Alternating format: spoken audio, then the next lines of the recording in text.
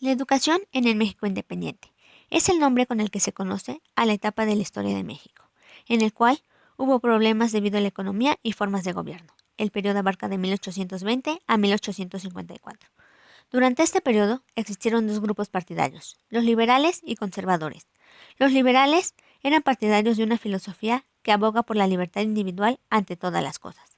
Por el contrario, los conservadores prefieren mantener las normas y tradiciones en la sociedad para defender los valores colectivos.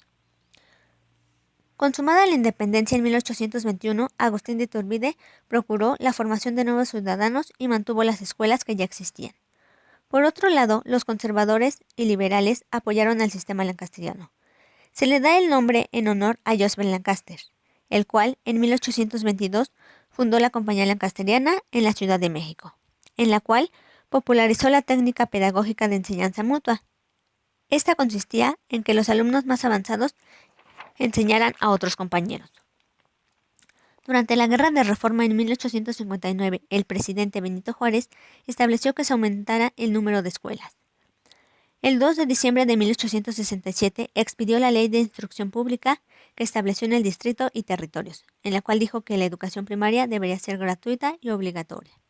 Durante este periodo hubo diversas escuelas, en las cuales se enseñaba a leer y escribir, doctrina cristiana y en ocasiones aritmética y música. Una de las escuelas eran las escuelas parroquiales o conventuales, también conocidas como escuelas pías por ser gratuitas y admitir a estudiantes sin alguna distinción. Otra de las escuelas eran las municipales, en las cuales aquí sí se cobraba por asistir a ellas. La primera que se abrió en la Ciudad de México fue en el año de 1786. Otra de las escuelas eran las escuelas amigas. En su mayoría eran escuelas particulares.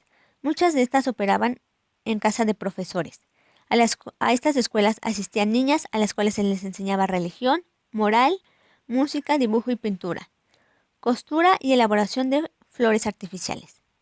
De igual manera, vieron temas que eran novedosos para ellos, en las cuales se les enseñaba historia antigua, historia moderna, geografía, aritmética, medicina, higiene, economía e idiomas, como el francés, inglés e italiano.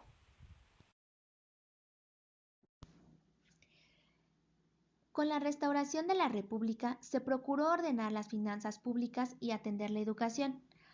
Benito Juárez no pudo terminar su proyecto de uniformar la enseñanza en todo el país. Fue entonces Porfirio Díaz quien se encargó de atender la educación bajo el método de enseñanza basado en la observación y experimentación. Es por ello que se retomó el ideal positivista para instruir a los ciudadanos mexicanos y prepararlos de forma intelectual, físico y estético. Durante el porfiriato se tenía como finalidad erradicar la analfabetización, pero la situación política, económica y social de la época impedían avanzar en el proceso educativo. Es de mencionarse que el proyecto del porfiriato alcanzó una cobertura amplia debido a que es aquí donde surge el interés de poner en práctica los nuevos métodos pedagógicos, así como la creación de escuelas y atención al profesorado. Las intenciones surgieron en esta temporalidad y aunque no lograron consolidarse, son los posteriores gobiernos quienes retoman este proyecto de alfabetización, principalmente atender las escuelas rurales tan olvidadas por las primeras administraciones. Durante la Revolución Mexicana, 1910-1920, la educación tuvo un escaso desarrollo. Sin embargo, en algunos estados de la República, los gobernadores revolucionarios impulsaron leyes que favorecieron la educación popular y en algunos casos, pese a las grandes dificultades económicas, crearon escuelas y ampliaron el número de profesores. El Congreso Constituyente de 1917 elevó por primera vez a rango constitucional el precepto de la educación laica, obligatoria y gratuita.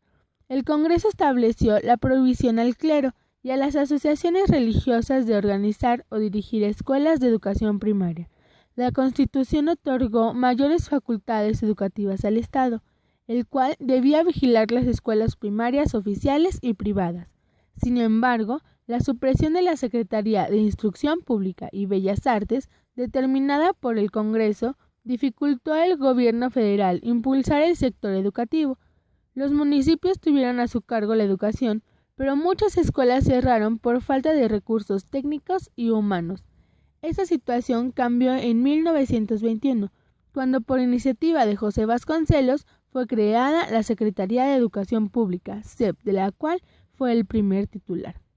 Vasconcelos desplegó una intensa actividad educativa, guiado por la convicción de unificar a la heterogénea y dispersa población mediante un nacionalismo que integrase las herencias indígenas e hispánicas de los mexicanos.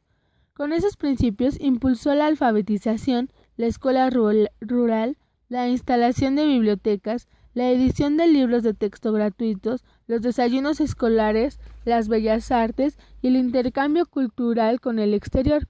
Uno de los aportes más importantes de la gestión de Vasconcelos fue la educación rural. Se crearon escuelas primarias y algunas normales rurales, y se formaron las misiones culturales, grupos de maestros, profesionistas y técnicos que se dirigieron a diversas localidades rurales para capacitar maestros y trabajar en favor de la comunidad. En la época contemporánea, que es de 1940 al 2012, como presidentes en turno, empezamos por Manuel Ávila Camacho hasta el sexenio de Felipe Calderón. Lo que se enseñaba eran las primeras letras, canciones, bailes. Aquí se introduce la tecnología y a promover la lectura. La finalidad de la educación es ofrecer una educación íntegra que equilibre la formación en valores ciudadanos. Aquí quienes enseñaban es el maestro o el docente. El papel del docente es ser tolerante y tener una convivencia sana. El papel del educando es elevar la calidad de la educación. Los modelos educativos son programas rígidos, folletos, libros, enciclopedias, reformación de contenidos y materiales educativos, mejoramiento de enseñanza y condiciones de trabajo del docente. Aquí se criticaba el modelo educativo de memorización, repetición, dictados y copias del pizarrón.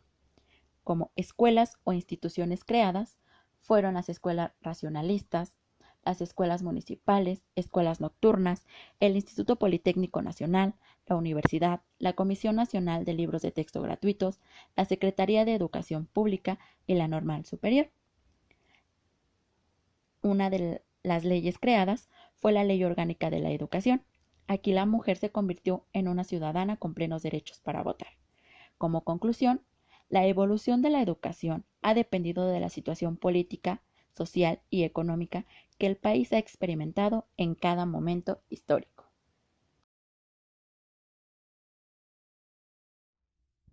Nuestras propuestas son retomar las campañas de alfabetización a grupos vulnerables, revisar los programas con los que se están trabajando, aterrizarlas a las necesidades del país, ya que los programas con los que hemos trabajado desde hace algún tiempo no son programas que sean para México, sino que son programas que se han tomado de otro país y que se han implementado aquí. Entonces, la primera sería esa, que nosotras pudiéramos revisar esos programas y que lo aterricemos a nuestras necesidades. También hay que mencionar que en el sistema educativo mexicano presenta serias deficiencias en todos sus niveles, desde el planteamiento pedagógico hasta la infraestructura que permite implementar una clase, es decir, el lugar, nuestro aula. También eso es importante.